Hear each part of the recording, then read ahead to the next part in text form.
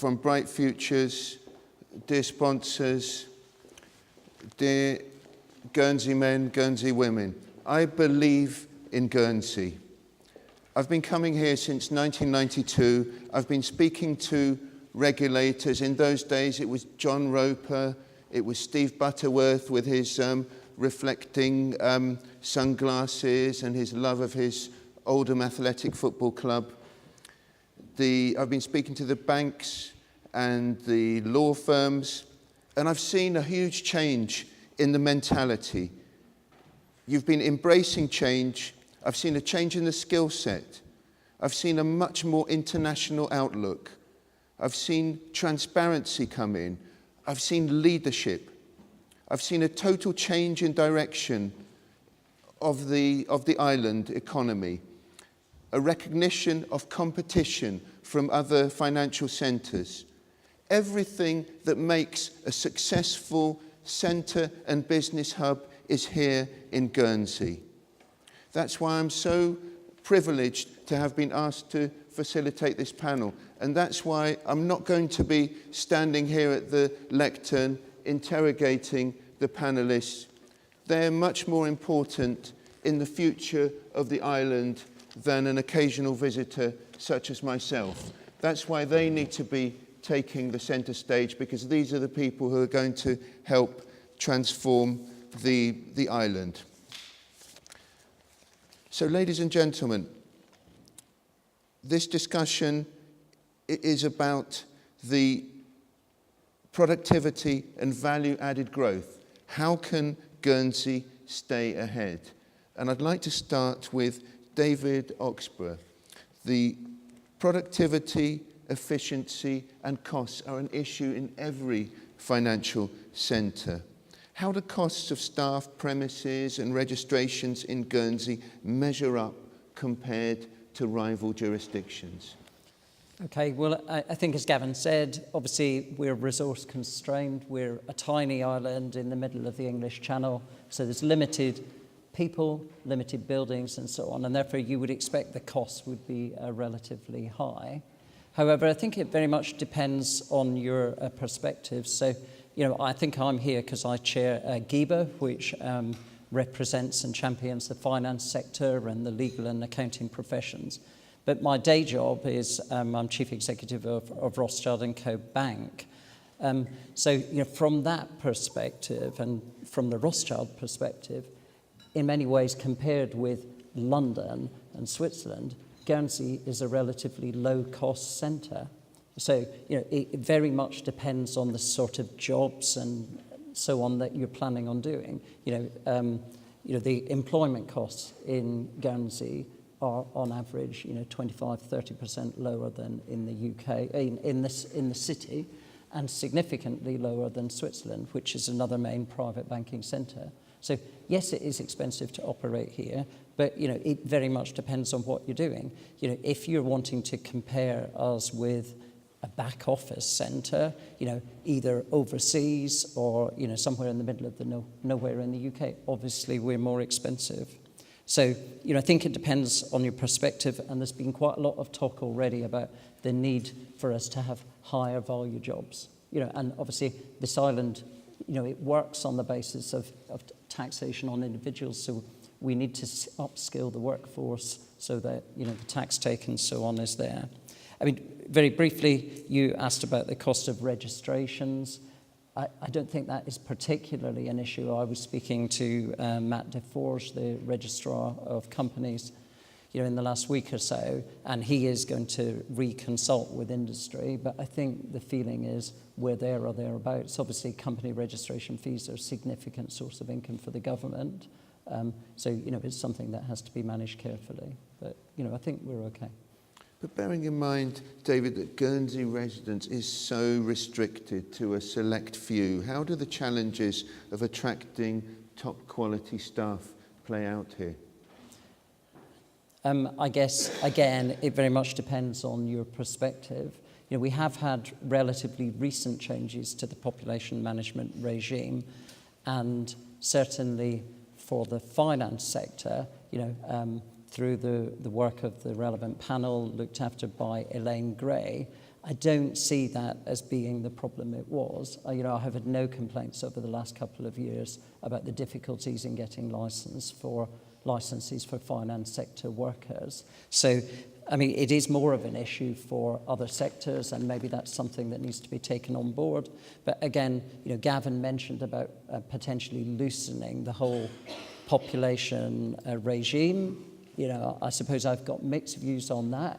This place only works because we have a relatively low government spending. So we have to be very careful about entirely loosening the population, restrictions on people moving here.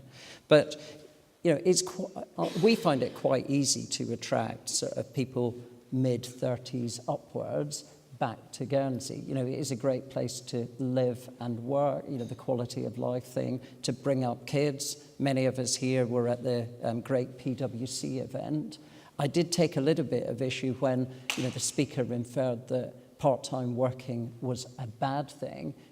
This is actually a really good thing in Guernsey, that dads or mums can work part-time, take kids to school. They go to school, the parents work, 3/4 of the day, they pick up the kids and they spend quality time with the kids. There's very few finance sectors in the world where you can do that.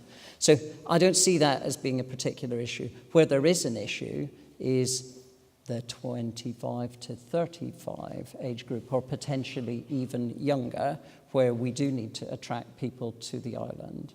So Skills Action Plan was mentioned. GIBA has undertaken to try to encourage local graduates to return and to do what it can to attract, younger people into the Guernsey workforce. So just before I finish, just a little bit of an infomercial for the HR types that are here. GIBA has recently published a sort of interactive PDF. It's called Discover Guernsey. That is designed to be used by firms trying to attract people from off-island. It's obviously for people not quite in the locate Guernsey segment, so I would encourage you all to have a look at that in terms of attracting people to work in the finance sector, or more generally. But if I ask all our panellists to come in here, the population of Guernsey, 60,000 approximately? 63. Jersey, 100,000 and growing. Guernsey, 63,000, and it seems to be stalling. And we hear about families now moving from Guernsey to Jersey. It's like going from Arsenal to Tottenham. It's not supposed to happen. Why is this happening? You're looking at me, Yuri. I genuinely don't know. I cannot imagine circumstances where I would want to move to Jersey. and my wife would probably divorce me if I did. So, no, there is an issue. And I do think that it is a problem when you're trying to grow an economy in circumstances where, as David said, you are constrained into what extent you can allow the population to go up. My own personal view, for what it's worth, is that we could have a few more people on this island. And a few years ago, the island's population was drifting up slowly.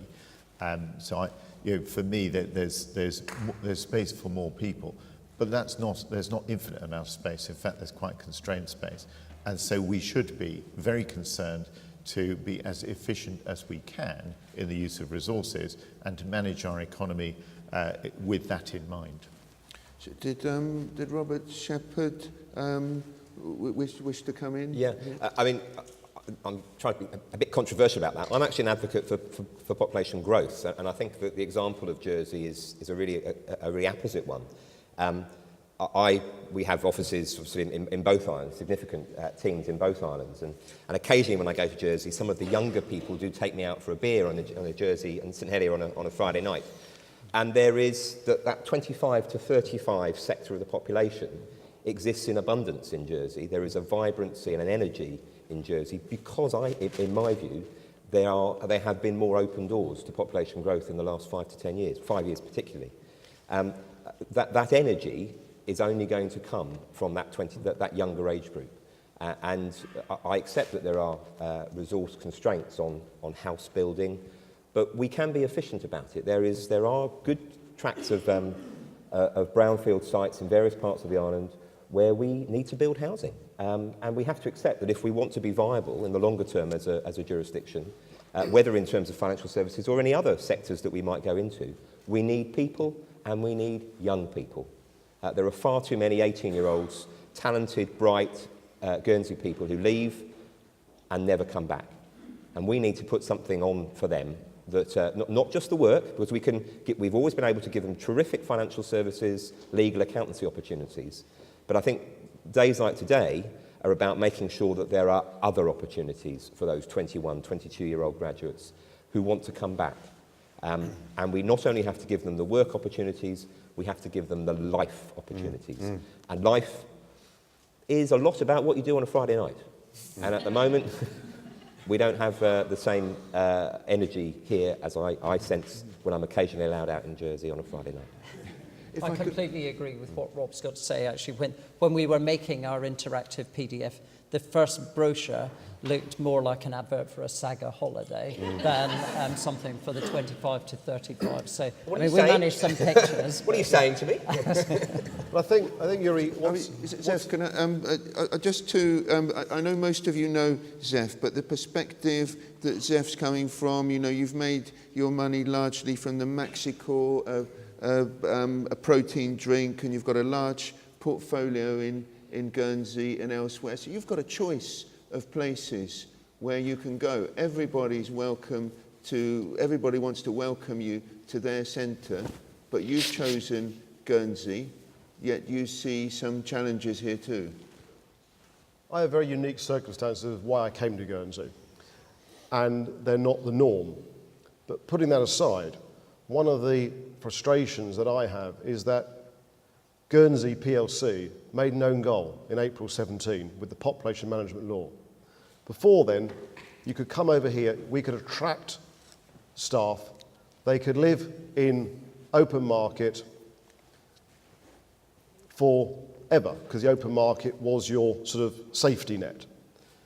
In April 17, they changed the law. You're not allowed to exist in Guernsey for more than 5 years, unless obviously you buy your own open market, which is normally beyond the financial means of a lot of people, or unless you're given a local license. But to be given a local license, a business needs to prove that you're of a certain caliber, a certain qualification. So what's happened is that I'm trying to attract people within, let's say, the engineering world, which is quite a niche sort of area. They're young, they might have a girlfriend, they might have a kid. Why are they going to come over to Guernsey, not know if it's going to be extended beyond 5 years, leave their home, maybe sell, rent their house, whatever it may be, come over here for maybe 3 to 4 years and find out they cannot get an extension? That's a major, major negative. We explained all these problems to the deputies that wanted to listen in April 17, and it went over their head completely. Now what we're facing is exactly that problem. I go to Jersey, I go into the restaurants where I see some of the managers there, the chefs. I go, you were in Guernsey, weren't you, recently? Oh, yes. Well, why have you left? Well, because the 5-year limit was coming up and I had no choice but to leave. We're training people here, and Jersey is winning. They must be rubbing their hands in glee at all the trained staff that we're getting from all the different sectors because of some strange obsession within the States that if we don't have this 5-year limit, everyone's going to stay here and claim the dole. And that's really sort of where it came from.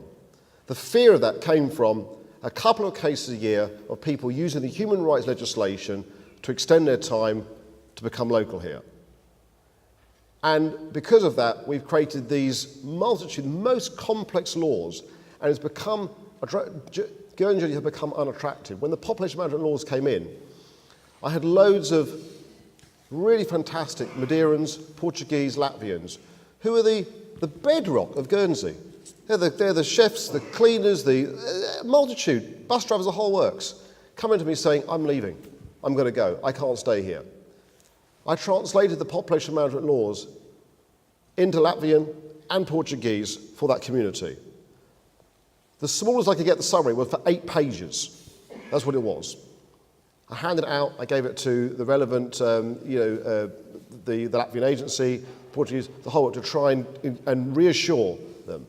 The problem is that the damage has been done because the message back in Latvia, Madeira, Portugal is, oh, don't come to Guernsey, Guernsey's closed, go to Jersey. Simple as that. And the housing is super helpful. No one's suggesting that anyone in housing or the population management team are not helpful, but those people don't know how to access government easily. They're not going to go in and have a half-an-hour chat with their circumstances. So these are the problems that we have created. On one side here, we're talking about really, really important needs to train people, to bring the best to Guernsey. On the other side, we've got, how can we keep people out? There's not joined-up thinking. And that's where Guernsey really frustrates me at times. If I can bring in some very passionate plea there to the lawmakers from Zef, if I can bring in Paul Whitfield, CEO of the States of Guernsey, and you're about to embark on a huge public sector transformation programme, which we hope will make Guernsey more attractive. But is this a problem that's not, that Zef's talking about, that's not just specific to Guernsey? It's a Europe-wide problem of countries and territories closing their doors, not just Europe-wide. I was chairing an FT event in Dubai for the last few days, and there were some economic experts and fund managers who were guest speakers who were saying Dubai cannot be an economic miracle. One thing, it's on the blacklist, which Guernsey's not on, but the other, the EU blacklist. But the other thing is, in Dubai, people have to, every 2 years, they have to extend their residence. There's all of these empty buildings, and companies need staff, and they can't bring them in.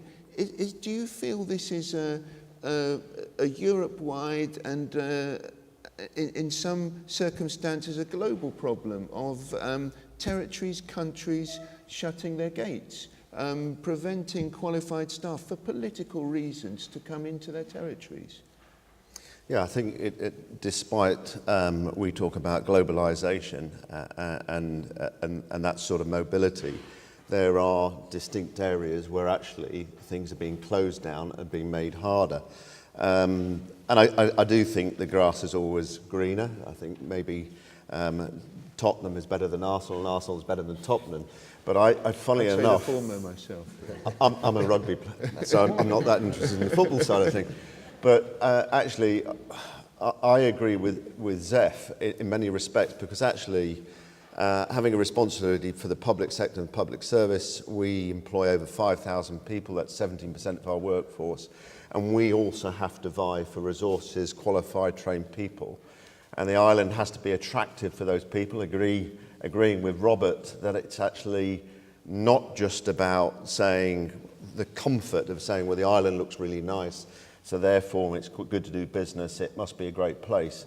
People want the place-based aspect of the island to be attractive. People want to do things. And I do think sometimes we over-egg, we're over-complacent about how wonderful and attractive Guernsey is, because there's those that want to actually access major sporting activity, major music events, and others so forth. Those aren't always readily available. So there has to be something attractive, and we're seeing that in some of the initiatives that we're pushing out through government to encourage other sectors, such as the seafront enhancement area, where actually it's a precursor to the larger stimulation of infrastructure investment in what is more broader than the harbour area action plan, in terms of could be the people term as the Eastern Seaboard, and how we could really invest and put some real attraction into our economy.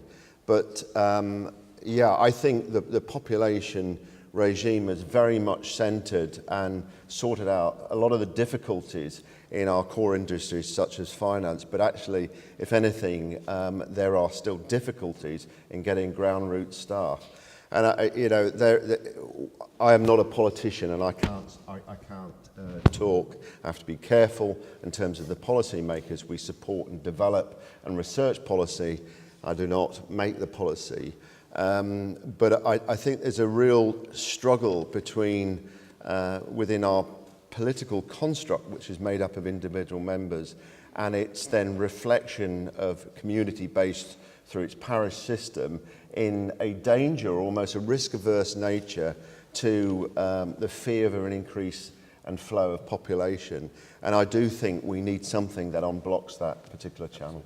I mean, one of the things that I'm always thinking about when I come, I mean, anywhere I go, I'm always looking at the departure boards in the airport and the arrivals, and where are these territories connected with? Where are most of the flights going to? Where are they coming from? And I see that there are not so many flights connecting you to other countries. And the flights to London are very expensive, bearing in mind the distance. It takes the airplane 35 minutes to fly from Gatwick, and then 30 minutes to unload the luggage sometimes. I mean, do you, and I'd like to bring in Zef Eisenberg here.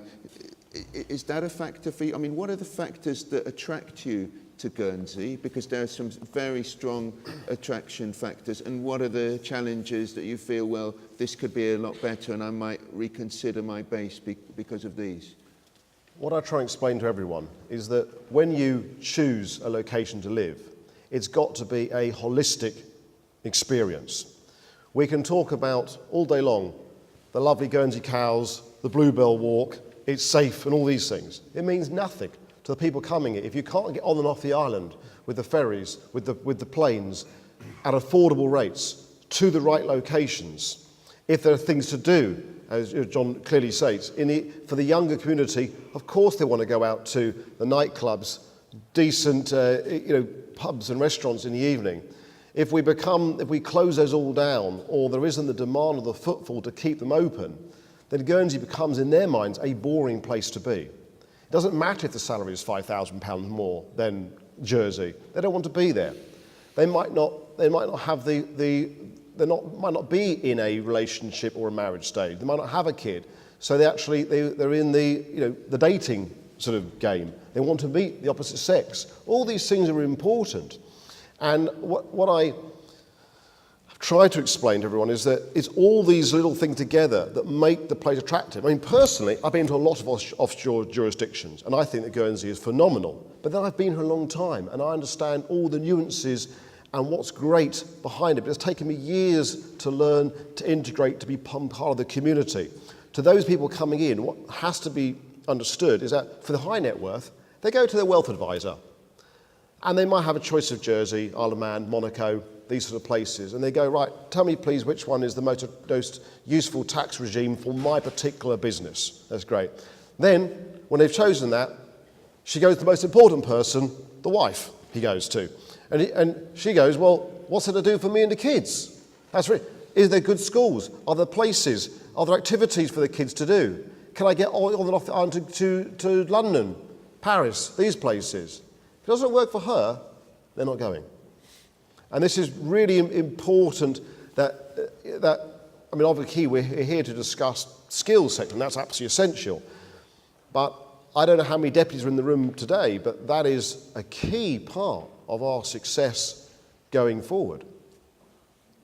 I mean, I remember many years ago going to Malta, and they kept telling me how great the infrastructure was. They had all this skilled labour, and the windows were really dirty in the financial centre. I said, what's going on here? They said, we've got no window cleaners, and we haven't got the equipment to actually clean the high-rise windows, and they have to come over on a boat from Sicily with the equipment for the windows, which was interesting. But if I can bring in Robert Shepherd here, if we look at the key components of your island economy here, capital, land and labour, which ones do you feel we have here in abundance, and which do we need to add to import or enhance?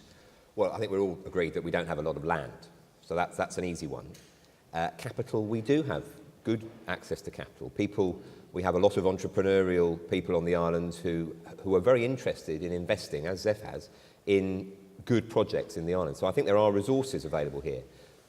What we have, what is vital to the future of the island, and it's why we're all here today, is about human capital. And it's only by, just repeating the mantra of today all round, it's only by upskilling that human capital that we are going to be able to add value to our economy. I mean, David made the point very well. Having Guernsey as an outsourcing centre, a back office, forget it. It's a waste of time, waste of money. There are many other places that can do that far more efficiently than we can. But Guernsey is a place where there are particular skills where we have highly skilled staff who can add value. And that's an easy understanding for lots of people in this room when we talk about financial services. But there may be other areas where we think we can add value. So, for example, tourism. Yes, we don't have the bed numbers of Jersey, so the types of tourism that we need to attract here is not sort of mass tourism. It's going to be the sort of people who are going to be here on their perhaps even second or third holiday, fourth holiday of the year, a short walking trip where they will want really high quality service, high quality hotels, high quality food and restaurants. We can do most of that, but the high quality service requires highly trained staff.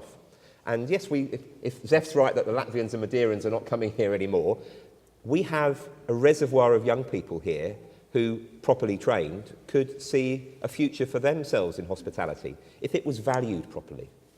Well, I think, though, is an interesting question, that what I've seen is that the seduction of the finance and the legal industry stops the youngsters of today going into that hospitality sort of sector. One of the biggest problems we have in the engineering side is trying to explain the values of engineering to the youngsters, because they go, well, hold on a second, it's messy, I get dirty, my fingernails get broken, I just want to go into, if I can go into finance and the legal side, I get paid more money, I sit at a nice desk, I get a lot of perks.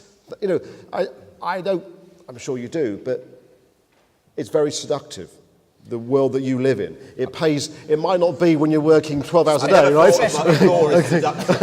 But I think that from the money that it pays compared to other jobs and the perks and the benefits that it comes with, it is increasingly harder for the local youngsters in Guernsey to go, I'm going to go into a waiter, a chef, these things. It's a difficult job that doesn't pay the same way.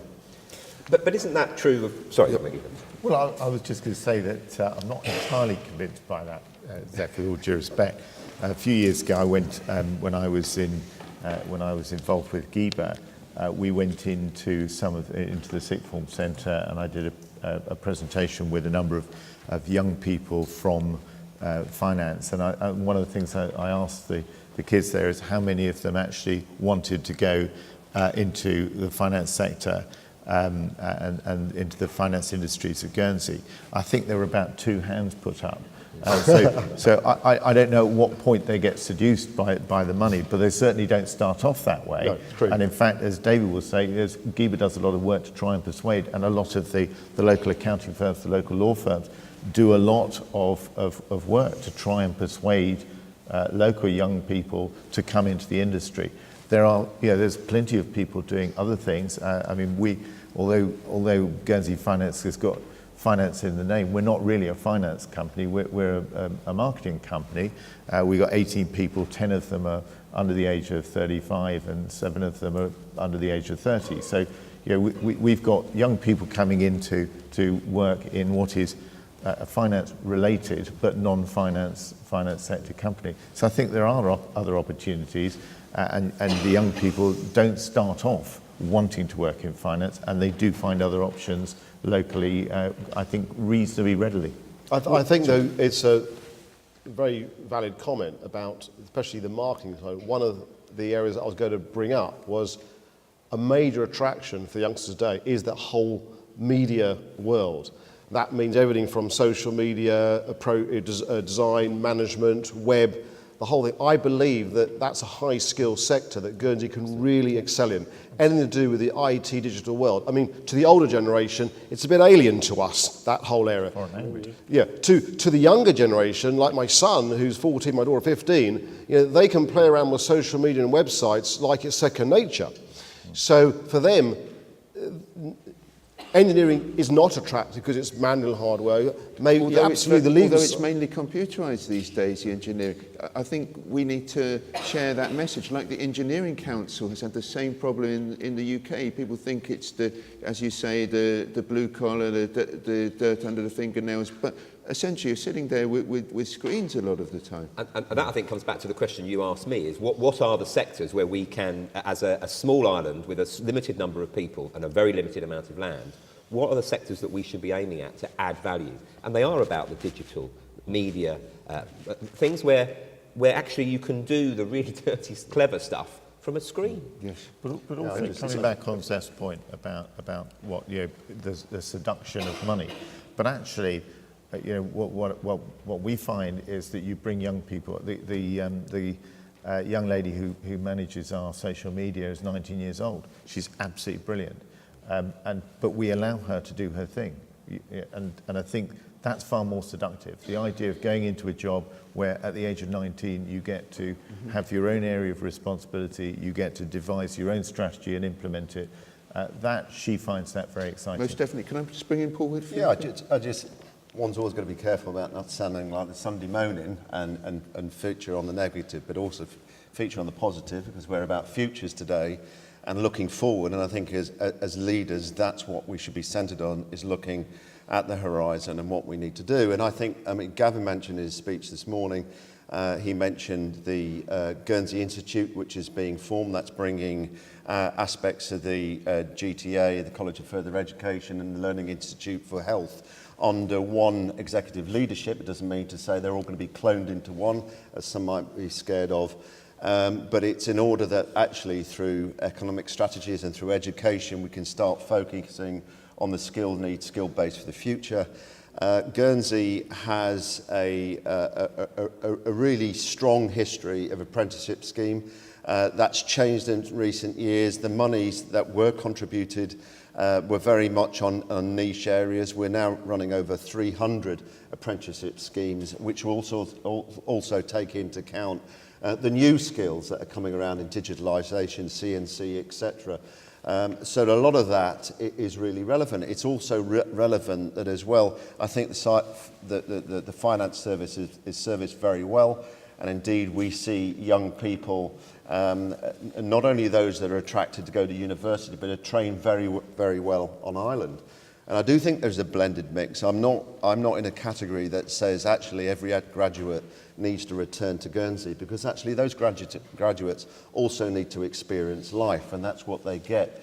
But there's also needs to be an attraction for when we do pull the younger categories of people together. So these local factors, Paul, I'm keen to explore how the more macro political tensions can affect these, and to try and find a path going forward, because as we discussed earlier, Guernsey is not on the EU blacklist, unlike Dubai, Cayman, some other jurisdictions, but at the same time your island, together with other crown dependencies of Jersey and the Isle of Man, has warned of a major constitutional clash with the UK if Westminster backs a plan to impose even more financial transparency here, to install public registers and ban secret ownership of companies. How will this affect your economy?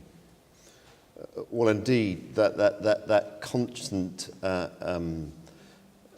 bashing against, which is very much myths in terms of the transparency of this jurisdiction. I would actually say in many of the areas you've just mentioned, we are a leader in terms of quality. I couldn't agree more. And standard. And I suppose it's almost a dark secret in terms of what we do. I mean, much of our life is providing very obvious public services to the island, many for which we're quite complacent that we receive every day. But the hours you've mentioned about the local code group is better known in terms of the fantastic work that's been done there. We have staff working tirelessly in London, in Brussels, continuously trying to keep our own branding, our position as centre stage. But what sort of hearing do you get there? When your delegation was recently in Westminster, you know, the media talks about a cross-party initiative amongst MPs in the Parliament to force the introduction of public registers. Do you get the impression that the legislators in London don't really understand the way Guernsey works in terms of regulation or its contribution to the UK economy? Yuri, it's not just the recent times with the chaos of the Brexit and everything that's coming out of that, and we find ourselves... It's certainly not new. It's not new. I can say for the 10 plus years that I've been back on Guernsey, a returnee myself after most of my working life off Guernsey, we continuously have to re-explain ourselves. There's lots of reasons for that. The churn of officials and civil servants in the UK is considerable, and even more so at the minute. We're seeing a significant risk-averse nature to dealing with legislation aside of how that impacts this jurisdiction. We also see a significant churn in political positions in the UK, which means, again, we have to re-establish relationships. It's all about relationships and making sure we build a very strong position for ourselves. Zef, how would this affect you? Would the public registered, would this affect your decision of whether you were based here or not? I think that when I talk to new people, I'm in different circumstances, but when I talk to new people sort of coming here, for them, the key thing is this an attractive place for them and their family? Does the tax regime work for them compared to other offshore jurisdictions? And legislation-wise, how will it affect their travel back and forward to Europe, the UK, and these sort of places? I think that Jersey, Isle of Man, Guernsey face probably similar issues sort of now, especially with the Brexit scenario. But I think that if we sort of bring it back to the skill set, one of the things that I would love to see is Guernsey being a really key place for the IT, the media world. I think that it does legal, capital insurance, fiduciary work really, really well. I think that's one of its USPs. But I would like to see the whole media IT thing really excel. I would like the College of Further Education to be allowed to focus more on that, more funding to be provided. I'm a big believer that we never stop learning. We must never become complacent or arrogant of our skill set. I'm continuously learning. I actually went back to College of Further Education myself to brush up on my welding skills. And I was talking to one of the teachers there, a guy called John, on the welding sort of side, fantastic guy. And I was saying to him, how can we improve the machines? The machines are old, they're tired, half don't work. And it's not encouraging to new people coming in. A good welder can earn a lot of money, more than in the finance industry. But we're not encouraging them. We're not helping them learn those skills easily. I hear about cuts in the College of Further Education. Again, it seems to be a double message. We want to improve the skills. We want to ensure that people have the best skill set, but then we cut those specialist niche training skills. And I don't know if you experience, Paul, this yourself, but there seems to be a kind of mismatch in government about needs. Yeah, I think a lot of the capabilities and functions that have grown up through a sort of evolutionary process in the island, that's government. Governments are very old institutions, and so therefore are the provision of public services.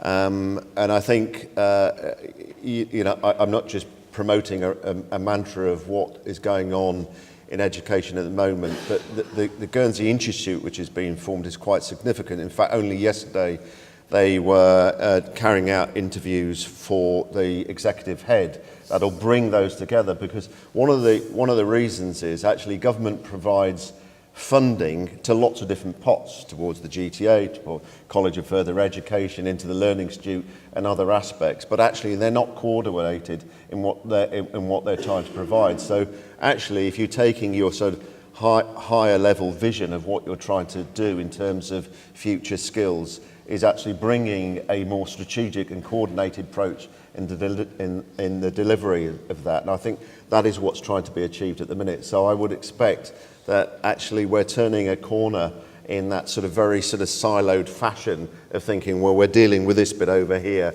without cognizance of what's happening over here. So I'm going to bring in David Oxburgh shortly, but Dominic, you were smiling, a slightly inscrutable expression. That's his usual look.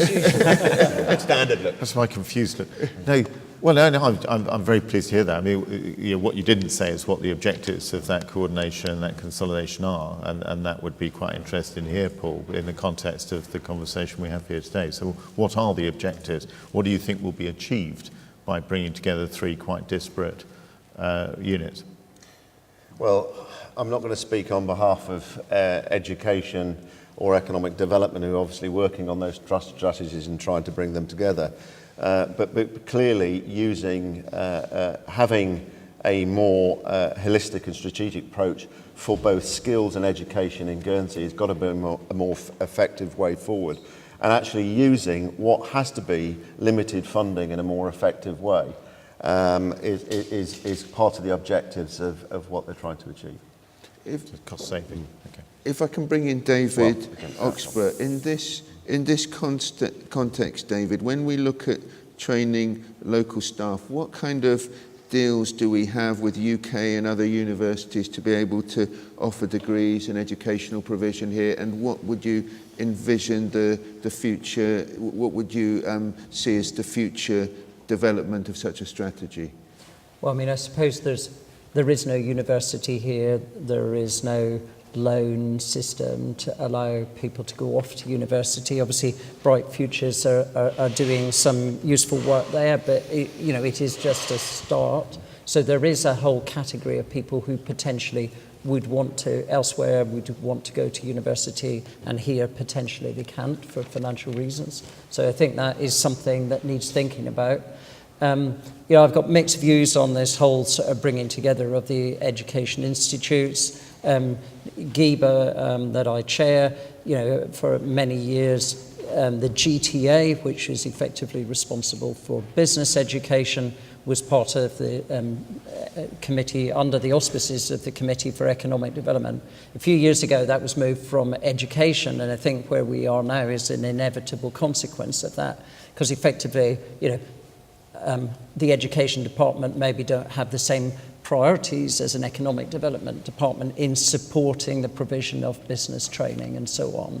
So, but leaving that aside, at the moment, both the Institute for Health and the GTA have links with universities. The Institute of Health, can award BScs in nursing from Middlesex University, and the GTA has Bournemouth University connections and can do MScs in corporate governance. So, it's something. Obviously, the theory is that by bringing the three bodies together is that we might be able to step up on the provision of, university status. Just on providing an assurance to David there, I know one of the aspirations and the next steps following the appointment of the executive head for the Guernsey Institute is to get a suite of board of governors that actually come from industry, in order that they then input into what the skill needs and requirements are. So I think some of that will be addressed.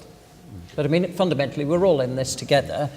Yes, we need finance sector. Yes, we need real high value added industries like digital, media, all that sort of stuff. But as we said before, nobody's going to come unless you've got decent restaurants, bars, etc., etc. So there's, it's skills at all levels. So if I can bring in Dominic once more, and then Robert. Dominic, you promote yourselves on the road in the Far East, the Middle East, in lots of regions of the world.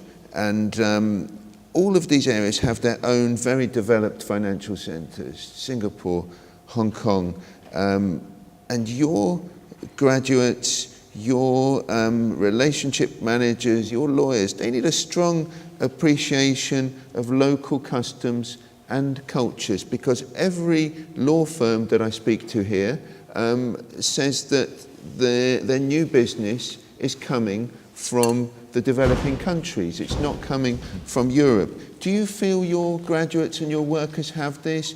Can they speak Mandarin? Can they speak Arabic? There's a lot of business coming from Russia. Are these skills there, or is there a perspective to learn all of these skills? Well, I think we're talking about future skills needs, and as we become, and in particular more directly working with markets a long way away, rather than the traditional model which has been largely via London. If you go back 20 years, we were doing business around the world, but often it was via London. Now we are actually working directly with those markets. That brings a requirement for linguistic skills, as you say, and answer to your question directly, yes, our representative in Hong Kong is Cantonese speaking, and when he weighing in Shanghai is Mandarin speaking. So of course we have to have those language skills. You're not going to build a relationship of trust. But we need those in the law firms. And that's what I was going to say, is it's not just about language, it's also about culture, and it's about understanding the business context, not only here, but in the jurisdiction where the client is, and that might be multiple jurisdictions, particularly in the private wealth space, where increasingly families are international. They might have children at school in the UK or at university in America. They might have houses in a number of different places and businesses around the world as well. So to understand how all of that comes together into a central point, and that's exactly what we're trying to create with Andy Slane's family office strategy. Those strategies do require a complex suite of skills within industry, which can't be embodied within single people. They have to come together with not only teams within practitioners, but also teams that involve service providers, lawyers, accountants, and so on. The management of that process is itself a key skill. How do you coordinate all of that effort to deliver that multitude of skills into that multitude of jurisdictions? These are highly complex. We're not an IFC, and we don't actually position ourselves as an IFC anymore. We're a specialist finance centre. Sometimes you have done. Well, no, we're a specialist finance centre. We don't use the term IFC when we talk about Guernsey. Not we're anymore. A specialist finance centre. So that's a change in direction. I'm not responsible for what happened years ago. But yeah, no, and it's a deliberate repositioning, because we're at that very sophisticated end. We have to be high value. We're not an admin centre. And that's absolutely critical. And that brings a lot of challenges in terms of the skill sets that we need, and that challenge of how you combine those skill sets to deliver the excellent service. If I can bring in Robert, there are a number of successful law firms here which have really prospered, particularly from business with the developing economies. Is the most efficient model then to have the head office here and in Guernsey, and then potentially larger satellite offices in the markets in which you're active? I think most of the law firms don't really operate a sort of head office satellite. Most of them will be operating, so in Jersey we practice Jersey law, in Guernsey we practice Guernsey law, in the Cayman we practice Cayman. In Hong Kong, to pick up Dominic's language skills point, we have a whole bunch of lawyers, Cantonese, Mandarin speaking, who are practicing, in fact, mostly BVI and Cayman law, because that's the law of choice in Hong Kong in most cases. So it's quite a decentralised model. But picking up some of the points that we talked about beforehand, it seems the title of this session is how do we stay ahead? And I think the buzzword that will come out of today, and I think it's come out of this session, is it's about skills, about adding new skills, whether that be a Cantonese-speaking lawyer or a media-savvy Cantonese lawyer in Hong Kong working for a Guernsey firm or in Guernsey, or a media savvy person or an engineering savvy person. Those are all the new skills. I suppose one of the things which we've got to work out is who is going to train those skills. In a time of public sector abundance, we might look much more closely at the public sector. We don't live in a time of public sector abundance. Okay. So they have to spend their money very wisely. Thought. And I see Susie lurking here with a microphone, and I'm conscious that there'll be questions from the audience. So does anybody have any thoughts they wish to share with us, or any questions to address to the panellists? I'd like to endorse what Zef was saying about the population. Because if you look at what's actually going on in this economy, although we've got still virtually full employment, we've lost 48% of our hotel rooms since 2000. We've lost 70% of our banks, down from 79 to 22. We've got 40 voids of retail property in the town. And I could go on with all sorts of statistics like this. We're not providing the people to do the jobs for the companies and businesses that were here. And I think that's a really serious problem, particularly as the demography means we've got an aging workforce. And an aging workforce turning into a retirement population means a heavier burden on the states. And I think that we need to have a workshop to think about these things and understand the implications and think what are the solutions. Who would like to take that? Well, one for you. Picking up the very point I was going to make a minute ago is that it's all very well looking to the states to do things for us, but actually it is upon the private sector. Businesses in this room will not hesitate to spend many millions of pounds on an IT system. We need to be thinking about spending similar amounts of money on investing in staff and sometimes systems, training. That's how we will build these skills. We cannot rely upon the states to do it. They can help in terms of planning policies, rezoning areas to revitalise some of the premises that Richard refers to.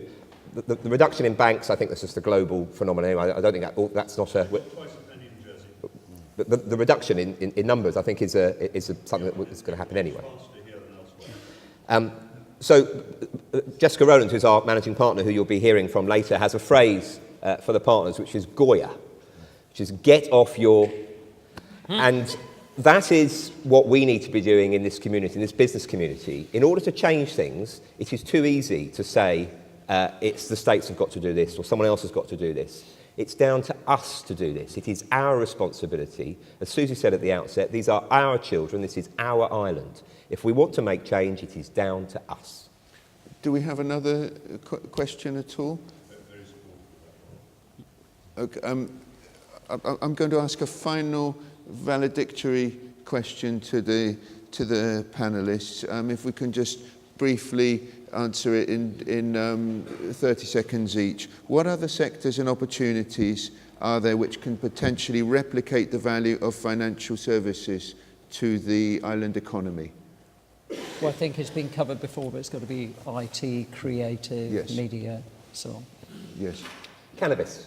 This throw the controversial thing in right at the end. Interesting. Well, I don't know. This is something which will influence the way of thinking of the locals as well. I think it influences the creative juices. No, I think it's a good illustration of where you can come in, whether it happens or not. There are all sorts of other issues that have to be resolved. But I think it's a really good illustration of how we can add value. We could just, as any farmer knows, if you just grow it and sell the product to someone else, they'll make the money. The real value here might be growing it, processing it, marketing it, and then being able to have highly skilled jobs in this jurisdiction, whether it's cannabis or anything else. I just think it's a really easily understandable model for the sort of value-add skills we need to develop. And you combine that with the music industry as Absolutely. well. And Dominic? I mean, obviously, in a small island, one of the challenges is to be as diversified as possible. And for me, one of the great strengths of our finance sector is the diversification that there is within the finance sector. However, diversification is not just an economic issue, it's a social issue as well. And we've all referred here today to the lack of opportunities for young people and indeed the lack of opportunities for people to return to work easily and for people to reflect changing aspirations in their work life as they're at different stages of their life. And I think that the trick will be to try and find ways of addressing all of those issues in a way that keeps as much of our scarce human capital resource productive and engaged in a way that engages them as human beings and adds their lives as well. It's a big challenge. And Paul Whitfield, CEO of the States of Guernsey, final word to you. Yeah, obviously coming last, I would have started off with technology skills.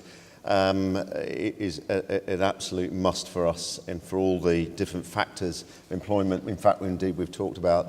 And I suppose my landing point was something that I think Robert has said several times over, and I totally agree with it, that actually we must stop clawing at government in a perception that if things are actually starting to wobble, what's government going to do about it? Well, of course government should do stuff about it. It should enable and support, but other sectors, and dare I say the entire community, have actually got to start working together in a more partnered way for this island. And you've talked about the Eastern Seaboard project, and we saw the huge land reclamation in Jersey, sure, and where they built the IFC buildings and they gathered all the financial groups in a particular geographical area. Will that be the strategy here as part of your infrastructure project in Guernsey? I don't think putting a financial sector in one physical clump is necessarily the answer when we're working in a mobile, technical, digitalised and agile world. However, I think the opportunities afforded to the island, which includes reclamation, which includes really innovative ideas and exciting solutions which will help, one, attract and invest in infrastructure, which is so badly needed, but also make us both in an economy and the place-based attraction that we can. And what we've got to do is win the hearts and minds of our community, because actually I would say I'm not a politician, I said at the beginning, but actually they have a pretty tough job, because also the acronym of calling, or the identity of the Guernsey donkey doesn't come by chance. We are actually quite a stubborn nation, and so therefore it resists change. But actually we need to take people and particularly the community along with us to say, actually, rather than just worry about what a bit of infill or a bit of infrastructure might look or spoil the beauty of Ireland, but what would it give us? What would be the benefits? Sell the benefits and the enhancement, and we'll bring people with us. Well, I think you'll agree, ladies and gentlemen, we might have had a few local disagreements, which is always a good thing, to have this creative tension. We've had some very inspiring viewpoints here from our panellists. It's been a real privilege for me to chair this discussion. Ladies and gentlemen, please put your hands together for our panellists.